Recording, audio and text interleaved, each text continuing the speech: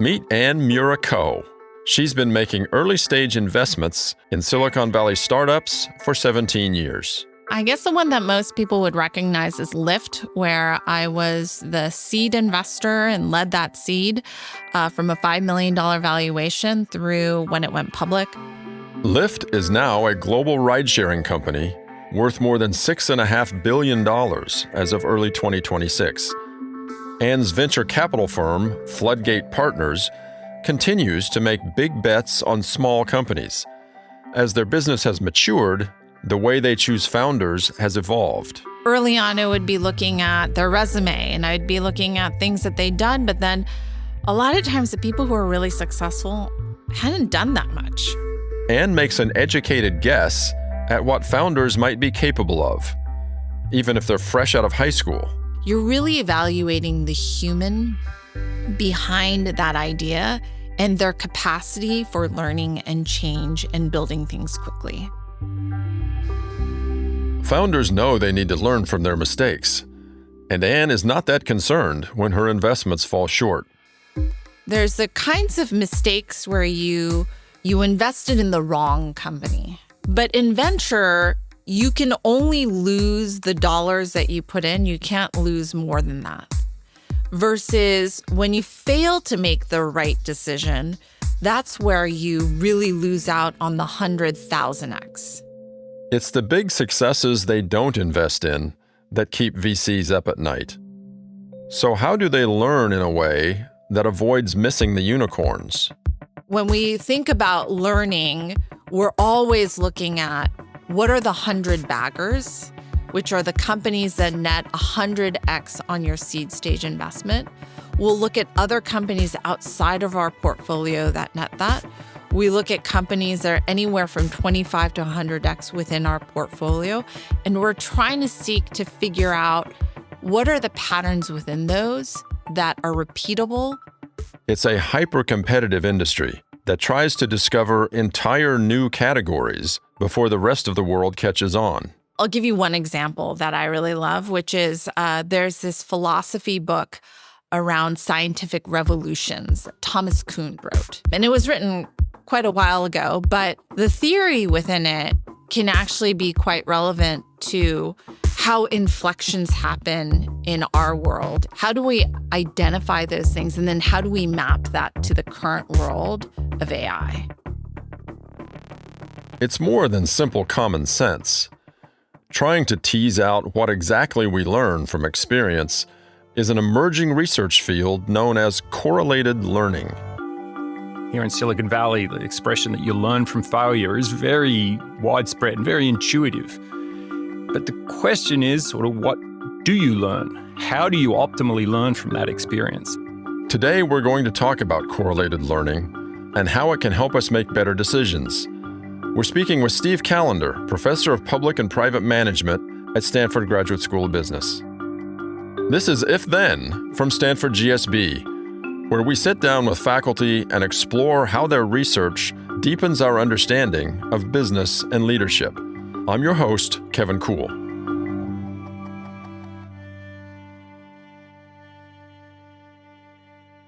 Steve is a self-described theorist. That sounds like pretty abstract work. But the models he develops can be applied to very concrete matters, like coming up with a business strategy, choosing your next job, or negotiating with your mechanic. We talked to Steve about what we can learn about learning and how much we should trust experts. But we started by asking him why theorists are important. So there's an enormous amount of data in the world. There's facts coming up at us from left and right.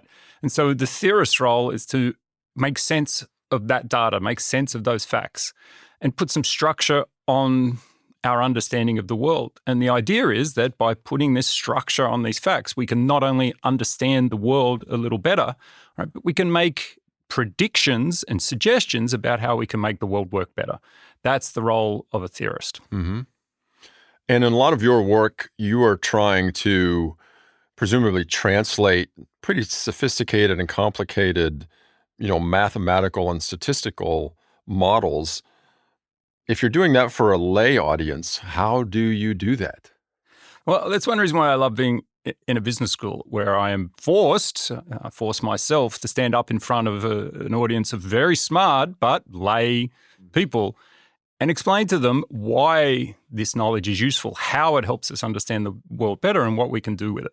And I love that challenge. Well, I'm glad to hear that you love doing that, because that's what we're going to do today. And we're going to start with a paper that you did, the title of which is Learning in a Correlated World.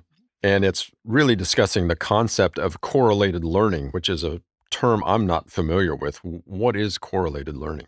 So correlated learning is all around us. It's in every aspect of life. What it means is that the outcomes of different choices are correlated. That's a fancy mathematical statistical word, but what it means in practice is that what happens if you make one choice is connected, related, correlated with the outcome you get from other choices. And so what that means is we can learn from our experience. We can learn across alternatives. What you did today may have worked, it may not have worked, but it tells you something about what other choices, what other alternatives might work. And so what I do is try to study that connection, those correlations, put some mathematical structure on it to both help us understand correlated learning in practice in a variety of domains, right? But then help us figure out what we should do about it. How can we learn better? How can we structure our choices better to make better choices? How can we design markets? How can we design political institutions in a way that allow them to learn better? What are some real-world situations that this research might apply to? I'll give you two examples. One is just an experience I think all of us have had, which is searching for a job and learning from our experience from our past jobs. So an example I love to give is a fresh graduate comes out of college and takes a job at Goldman Sachs. And they hate it. They hate the long hours. They don't like the work. They don't like that their boss yells at them occasionally. And then they have to decide what to do next. If there was no correlation, they would just pick another job randomly and try that and see if that works. Now, when you say correlation, what are you referring to? In this case, it's whether this person likes these jobs or not, whether these jobs are a good fit for them. Okay. And so to be a bit more concrete about it, if you don't like your job at Goldman Sachs, there's not much chance you're going to like your job down the street at Morgan Stanley. Sure, these financial institutions are a bit different, maybe a little idiosyncratic, but the job is going to be largely similar. The considerations that make that person not like the job aren't going to be different necessarily. Aren't going to be radically different. Right. No, the hours Okay. are going to be long, the work's going to be similar, the culture of the institution, the relationship with your boss is going to be pretty similar. And so if you didn't like Goldman Sachs, it doesn't make much sense to go work at Morgan Stanley. Right? So maybe you branch out a little bit. Maybe you get a hedge fund. It's going to be a bit different, right? But still pretty similar. So there, the correlation isn't as high, but it's still very, very strong. Versus taking a job as a financial planner in Ohio, that's still in finance, but it's a very different job from working on Wall Street. And so there, the correlation is going to be a lot lower. And so what my modeling is trying to do is to help us understand that choice. What would be the optimal second job for our college grad to take? How do they think through these choices, and how do they strategize long-term over those choices? So what does the model do that leads us to that conclusion, if that's the right word, or that insight?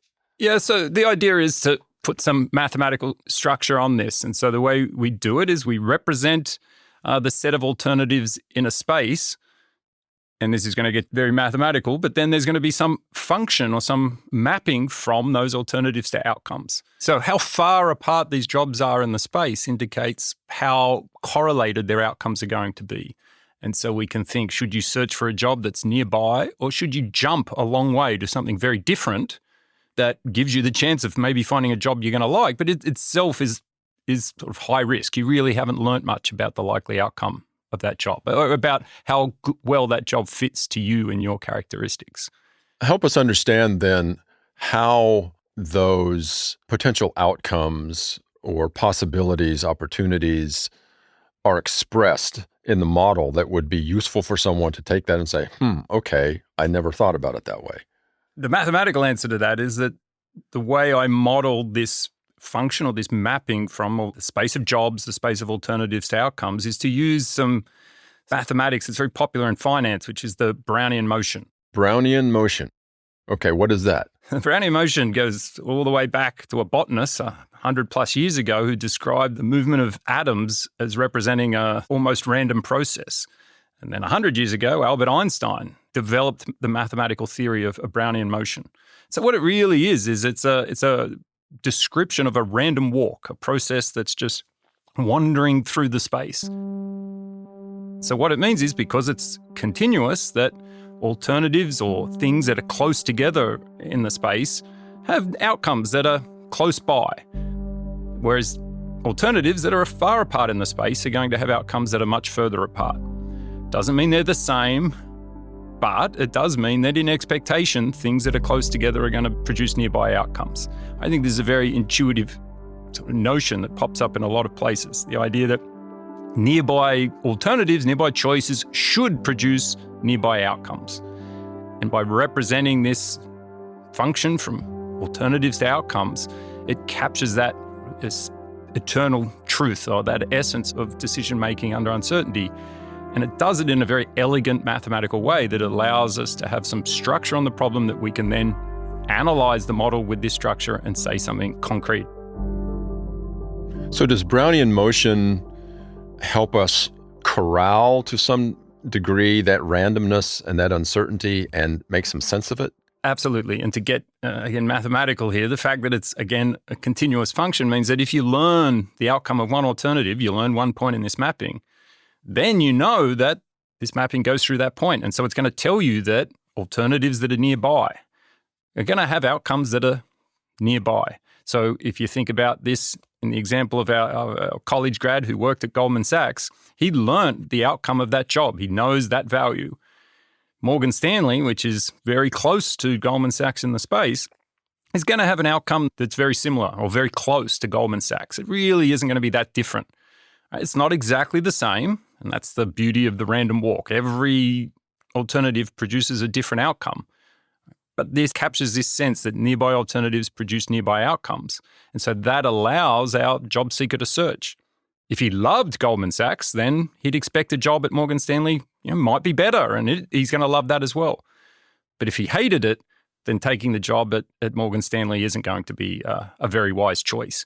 He needs to jump to a job that's far apart in this space so that he can expect or hope for an outcome, a fit of that job to him that is very different and hopefully on the upside. Steve, is this to some degree also a mindset shift? Like, what's different about this? I do agree it's a mindset issue. So it's something we all do. We all learn from our experience. Here in Silicon Valley, the expression that you learn from failure is very widespread and very intuitive. And so it's a concept that's very familiar in that way.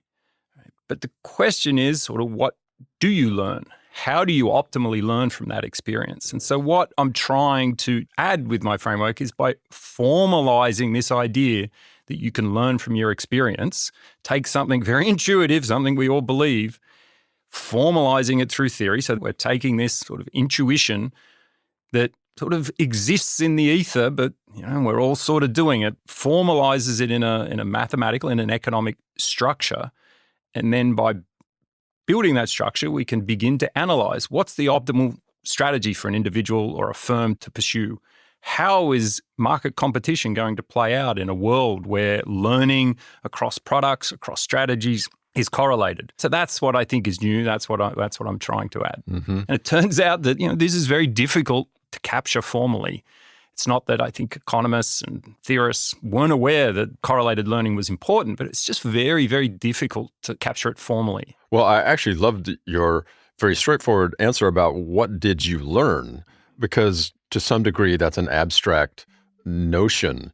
And it reminds me of a conversation we had with Deborah Grunfeld, one of the associate deans at the GSB, and she said the thing that she admires about so much research at the GSB is that it makes the invisible visible.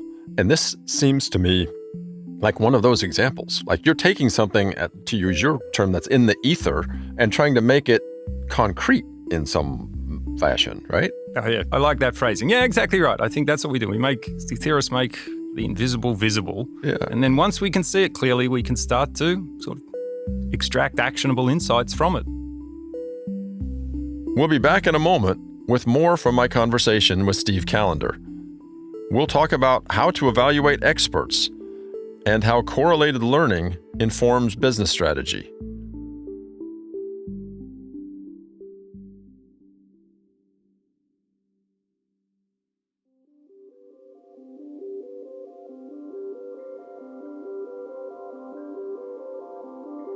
So your paper also talks about the trust that we extend to experts.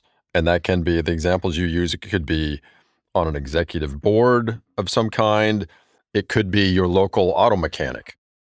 Those are two very different sort of situations. What's common about them with respect to your research? Excellent. Yeah. So this is another vein of work that I've pushed this model of correlated learning. What role experts play in decision making? And they're everywhere in our life. You go see a doctor, you're going to the doctor for expert advice. They have more information than you have, and they're providing you recommendations about what you should do. You go to the mechanic knows more than you do, or at least she knows more than I do about cars, that's for sure. I can barely put air in the tires of my car.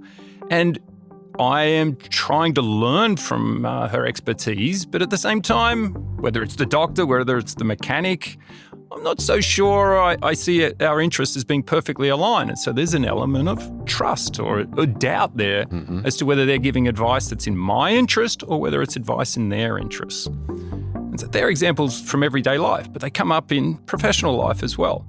You're a CEO of a firm, you've got division managers. Those division managers know more about what's happening in their division than you do. You are trying to extract that information when you ask them for advice and recommendations about what the firm should do. But you have some doubts. Are they acting in the firm's interests or are they acting in the interests of their division or their own career? The board has a similar problem with the CEO. One thing I teach about is crisis management, and I'm yet to encounter a CEO who has recommended to the board that they be fired as a result of the crisis that erupts. And so the board has a problem. The CEO has better information than they do, but the CEO has his or her own interests at heart.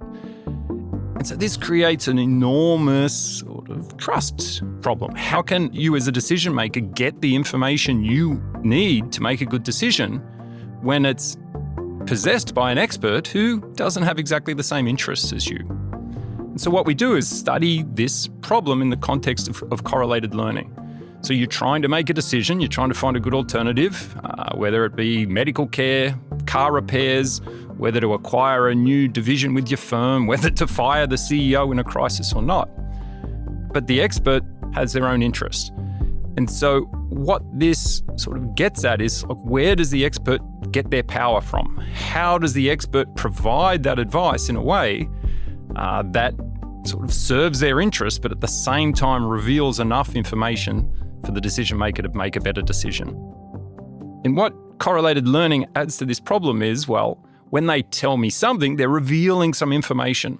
Okay, so let's just bring some specificity to that, because I think I'm following here. But so let's just unpack this and say the mechanic says you need to have an engine overhaul, right? This engine is shot, you need an engine overhaul. So you can accept that that is the repair that needs to be done or not. But even if you accept it, right, then it's what's the price? Is there somebody else who would do a better job? There are all these other variables, right, that go into what your model is describing. Yeah, absolutely. So suppose your car is creaking and it's breaking down occasionally. You know it needs some repair, so you go to the mechanic. The mechanic comes back and says, you need a complete engine overhaul or replacement. That'll solve your problem, and that will also give you a very big bill. What do you do with that information? Well, you share some common interests with the mechanic. Both of you want the car to be fixed. But where you don't share a common interest is in how expensive the repair is. The mechanic has financial incentive to have a higher bill, and you have an incentive to not spend as much as you need to. So do you accept that set of repairs? So what do you do? Well, what you have learned is that you, one, don't need to change the brakes. You don't need to change the tires. The electrics are all working fine. So you have learnt something from the fact that the mechanic has told you what she thinks is the best repair for her. And so then you've got some information. You've narrowed down where the problem is in your car. So that tells me that maybe just changing the pistons Yeah, maybe even changing the oil. That's about all I can do in a car. Maybe that's enough of a repair. It's going to be a lot cheaper and it's enough of a repair to make my car work. Mm-hmm. And so then I might choose that. And so that's where this correlated learning comes in. The fact that the mechanic has told me and revealed what she thinks is the optimal repair, given her interest, tells me something about the likely effectiveness of other repairs. And so that might mean I choose something else. But of course, that feeds back into the mechanic's advice. She's thinking, well, if I tell him this, he's surely going to just change the pistons. And so her problem is, what advice or what recommendation can I provide that will serve her interest, but at the same time be a set of recommendations that the car owner will accept? You might think this is over-analysis of taking your car to the mechanic, but the idea is that this problem is all around us. It's in all aspects of our life. We are at a business school, and if we think about this in a business context, or someone who is a business leader, an executive, say, how does knowing something about correlated learning help them at some level with decision-making, understanding risk, whatever that might be? Yeah, this correlated learning is super relevant to businesses, business strategy. Like which market should you enter? What products should you develop? How should you structure your business and organize it? This is a learning problem. It's a search problem. You're trying to find the optimal mix of elements that go into making a productive business. Learning is correlated. You try one market, you try one product, you try one organizational structure. That's going to teach you something about whether it works or not. And it's going to teach you about what other structures are most likely to work. To put it in more concrete terms, a very popular phrase in startup land out here in Silicon Valley, but it's relevant to everyone in business around the world, is this idea of product market fit. What does product market fit mean? It means you're searching for a product in the space of products and a market to compete in the space of markets where there's a real magic, a real synergy between the product you have and the market you're competing in that lead to magic happening. And that's what you're looking for. And so you're searching over both of these spaces. You can't search forever. Choosing randomly is unlikely to find anything good. So you want to think about that search in a structured, systematic way. And this is what correlated learning and this framework and these tools I'm developing is intended to help people decide. When should you listen to the engineers? When should you listen to the sales team? Like, what is more important and how do you balance out the market and the product considerations to find that fit? And that's really the job of a leader. And they're doing it. They're trying to solve and coordinate this learning problem in a correlated world. To what degree do you think this way of thinking is understood or even known? Yeah, not at all, really, to be honest. It's very intuitive, the idea that you're learning from your experience, but then that's the extent of it. There's no structured tools. What did I learn? Yeah, what did I learn? What exactly does it tell me? How close are these alternatives in the space? Like, how does that affect my level of uncertainty about these other alternatives? I think it's just not known. So it's intuitive, and again, this is the value of contribution of theory. It's an intuitive notion that is entirely believable, and we all do to some degree. Right, but it's not structured. We're not doing it well enough. And so these tools help us understand. This theoretical framework gives us the mindset to do this systematically and in a much better way. Every firm I see in Silicon Valley is talking about product market fit, but are they doing it systematically? I'm yet to hear of one that does it in a systematic way. This research is what you're spending most of your time on these days. Why this in particular compared to other things that you have done or could be doing? Because it fascinates me and I can't stop thinking about it. That's probably the true answer. But I think there are other things I still work on, other papers and projects I work on. I don't think many academics are super strategic and deliberate about what they do. We tend to follow our interests. But I do think about, where is my marginal contribution going to be the greatest? I have something unique, new and valuable to say, and I feel like I'm making progress and I'm loving doing it. And this paper we're talking about, this survey of research that on this framework I've introduced and developed and that I've done and others have done has been a lot of fun to write, and is really encouraging that we're making progress.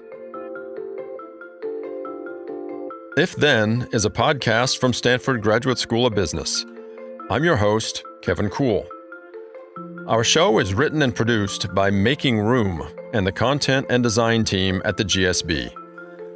Our managing producers are Michael McDowell and Elizabeth Wylezik Stern.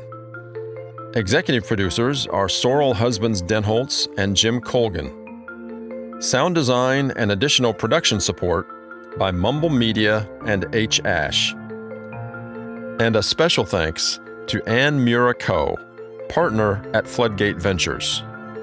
For more on our faculty and their research, find Stanford GSB online at gsb.stanford.edu or on social media at Stanford GSB.